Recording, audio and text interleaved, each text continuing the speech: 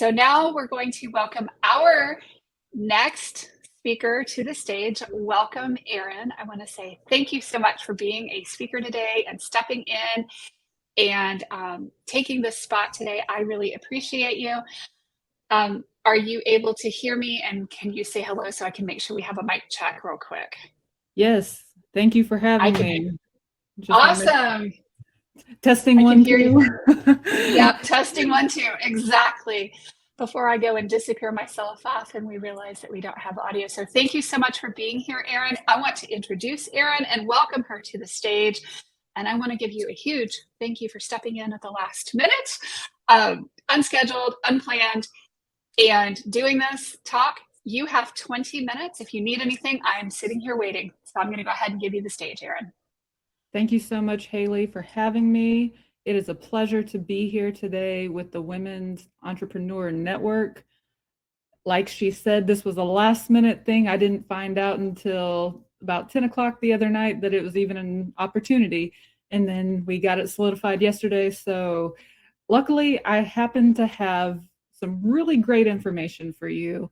And we're going to be talking about podcasting, and we're going to be talking about the business side of podcasting. And I just want to let you know, I get messages probably weekly. Yeah, it's weekly, almost daily at this point, of podcasters being like, Erin, why am I not getting leads out of my podcast? Why is my podcast not monetizing? Why is my audience just lurking?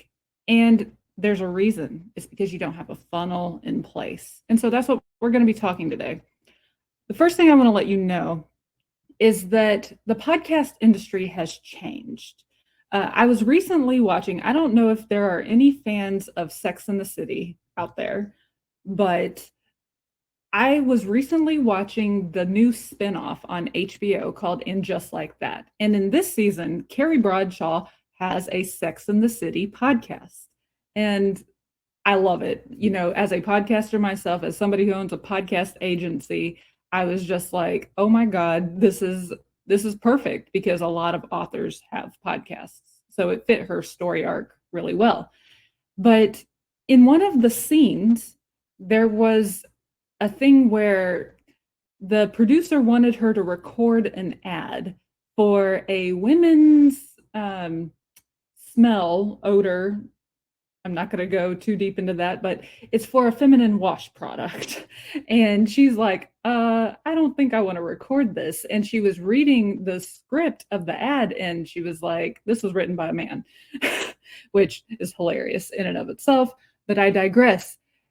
She refused to record that ad, and the executive producer of the ad network and the podcast network came back to her and said, this is not the podcasting boom of 2021, Carrie. You got to do the ad. And whenever that was said, it was like a bell that rang in my head. And I was like, you know what? This just confirmed everything that I've been seeing and feeling in the podcast industry.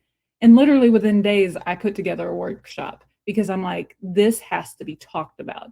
It is no longer the podcasting boom of 2021.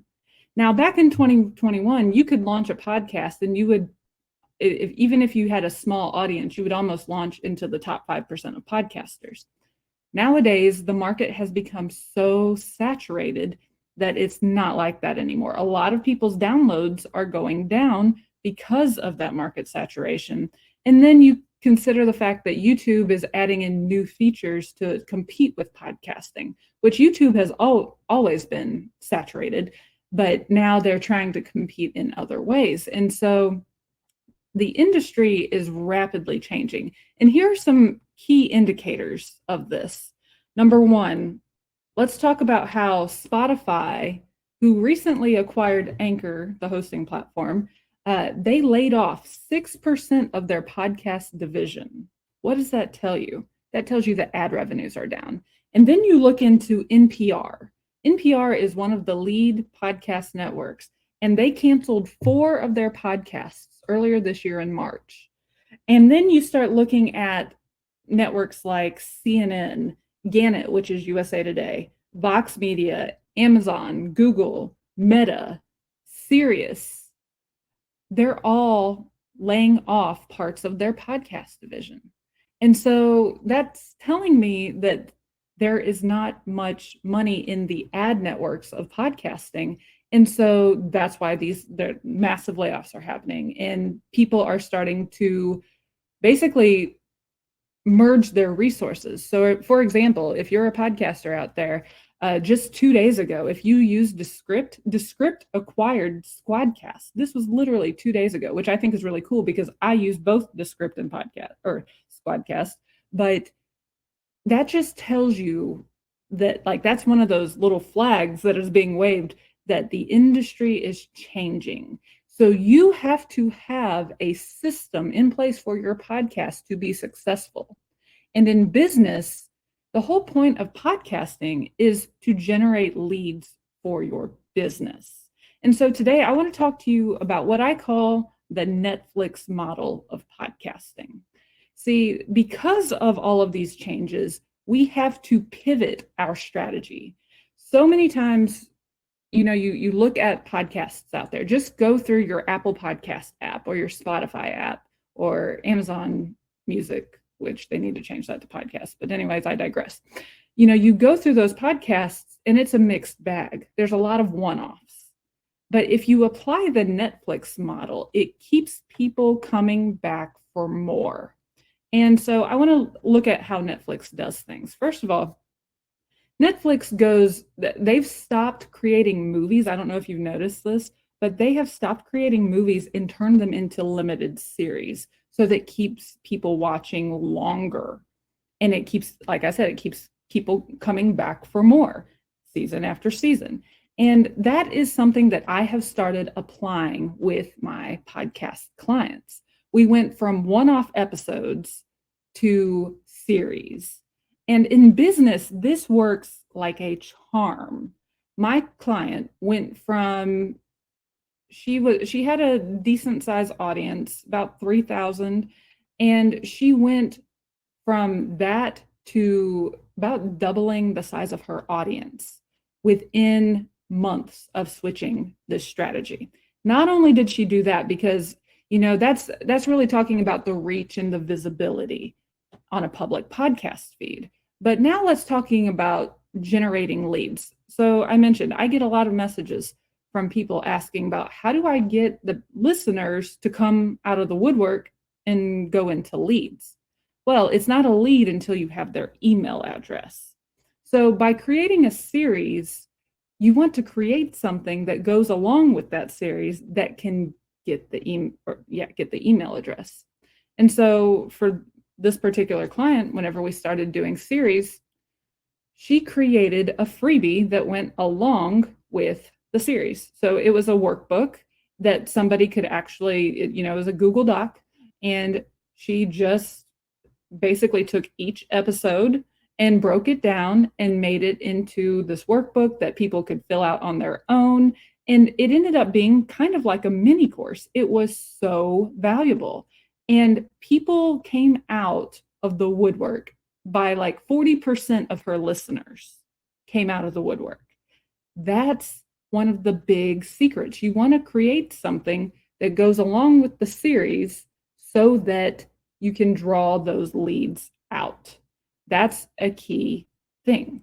Now, whenever we're talking about the Netflix model of podcasting, production quality, that is one of those foundational elements. Now, some people say, just do it, just get it started, just hit record. Now, I'm going to tell you from my purview, that is not how I run things. I'm a professional musician. I toured with artists from American Idol, The Voice. I've worked with Grammy Award winners, Tony Award winners. I've worked on Broadway. Like, my work is all about excellence. And so that's something that I teach my clients. You have to have really great sounding podcasts if you want people to listen. I read a statistic that over 50% of podcast listeners will turn off the episode if it's bad audio. I don't know about you, but that's how I operate. If it's horrible to listen to, I just turn it off.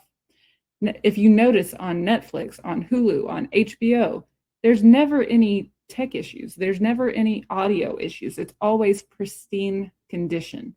And that's what we want for our listeners. That's that excellence that we're bringing to the table. And so I work with, my entire team is full of industry professionals, entertainment industry professionals. Like I said, that's my world. And so that is one of the key elements of having a really good digital product and a sustainable podcast model. It has to be top quality. And then the content. The content is what keeps them coming back for more. Now, whenever it comes to content, a lot of my clients, they see people binging their content, like as in will binge their entire archive within days, because that's how good the content strategy is. To give you an example, our average as an agency, I wrote this down, is for every 250 downloads, they get 100 leads and 25 people binge multiple episodes. That is an insane amount of metrics. And I monitor metrics. I'm a nerd. I love analytics. And your analytics can be one of the best tools for you to build your content strategy on if you have a podcast. The reason I say that is because you can go back and you can look at the episodes that had the highest amount of downloads. And then the other metric to look at is your consumption rate. What are the episodes that people listen to the longest? So it'll tell you, between a 50 and 70% consumption rate is really good. If it's less than that, then that's not necessarily a topic that your audience was interested enough to stay around for. And so those are the two metrics that I look at whenever I'm building a content strategy is, okay, what's being binged and what's the consumption rate? That's the same way that Netflix chooses what to renew and what to cancel. Okay? So content is a huge part of your podcast, and it's a huge part of podcasting for business, because ultimately you want to take from your social media analytics, your email analytics, your podcast analytics, and you want to see what has done well. And then you want to create content around those topics and just make them, put your own spin on them and do them differently every time. And sometimes that might mean bringing in a guest. That, there's so many different ways you can do it, but content is a huge part of that podcast ecosystem to have success in your podcast and to really draw out the leads. Now, the marketing aspect. Now, this is where I think a lot of people fall short in podcasting, because they think that they can just make one post on their social media and they can send out one email and wham, bam, thank you, ma'am. We've got a marketing strategy for a podcast. That is not how this works. You have to nurture this is something that I want people to understand. Podcasting is one of the best nurturing products for nurturing an audience and nurturing leads, because the more they listen, the more they get to know the sound of your voice, the more they get to feel like you are somebody that is actually like their friend or somebody that they can talk to. And that's what makes them want to work with you. And so you can't just nurture them with one post. It just doesn't work that way. You've got to have multiple posts in multiple mediums. And then the next thing is email. Email strategy is huge because email analytics are fantastic. I have a really good open rate and my open rate is about 4 times the average, and my click-through rate is it's probably 3 times the average. And the thing is that whenever you use your podcast in your email strategy, you're going to see your open rate go up, because we know this, people don't really like to be sold to, but whenever you're selling a podcast, it's like, go listen. This is something that is free value. And then that nurtures them into wanting to work with you. Now, the average open rate on email is 20%. Something that I started implementing into my pod funnel is SMS texting. Why? Because SMS texting has a 99% open rate. I don't know about you, But on my phone, I cannot stand the little notification red dots. They drive me up the wall. So by implementing texting into your funnel, first of all, 99% open rate is really good. Number two, it's really easy to click in and listen to that podcast right there because it's literally one click and you're there. That's, I mean, whenever I did this with my pod funnel, I had a 100% listener rate through SMS texting. Not only did I do that, but because I had a sequence and an automation with the texting, it made it really easy for them to book calls because I would say, here's a free resource and feel free to book a call if this is aligned for you. And 60% of my listeners from that pod funnel booked the call. That's insane. That's not normal, but that's the power of SMS texting. So you implement, you've got your social media, that's more for reach and visibility, email and text. That's more for nurturing. And you want all of these components. You have to have all of those in a sustainable business model. And so those three things, if you are an organic marketer, those are the three things that you have to have. Now, paid marketing.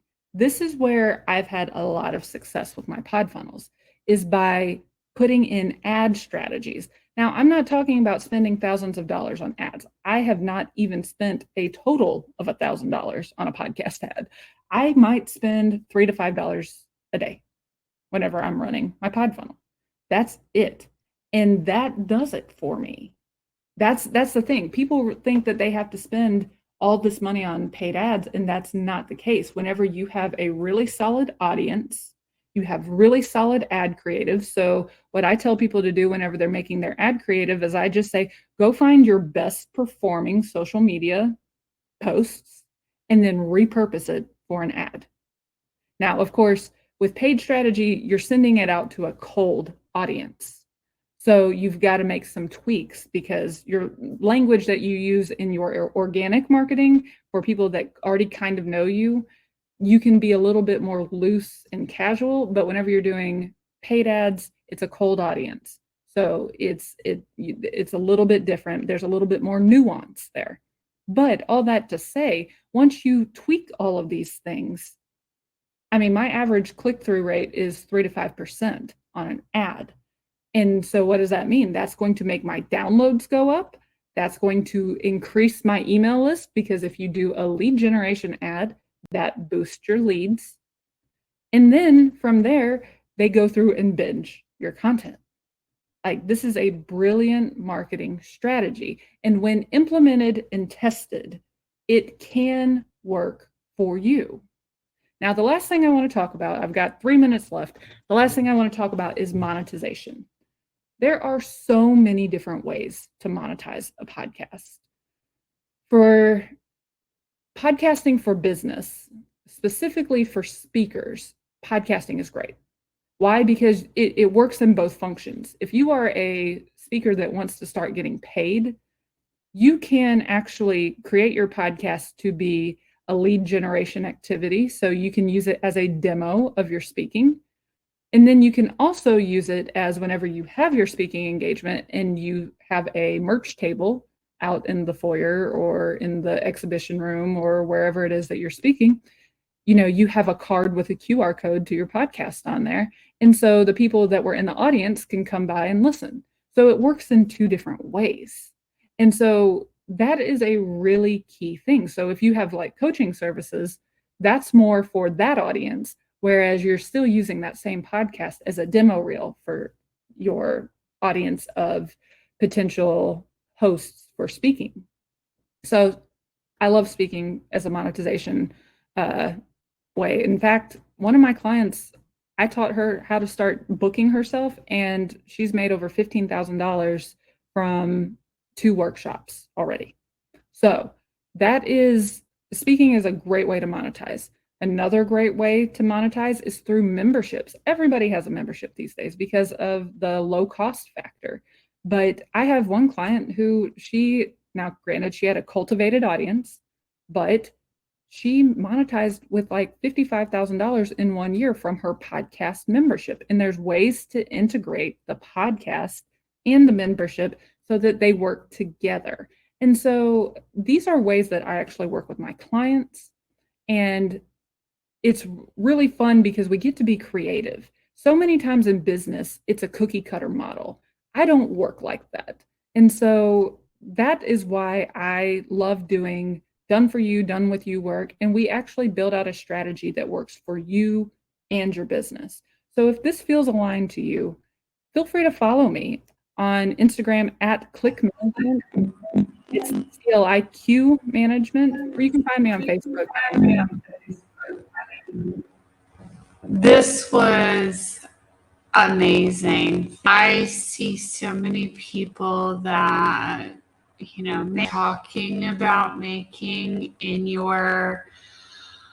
promotion of things in general, whether engagements are absolutely golden. So thank you for a website that you would like to share, or just your Instagram. Just find me on Instagram and my links are there. Okay, awesome. Thank you so much for being amazing, and y'all, this was a huge round of applause. Thank you, Erin, for about podcasting and for you, as opposed to it just being something that you're doing because somebody said it would be a great. Well, thank you so much for having me. Thank you so much for appreciate you. And thank you.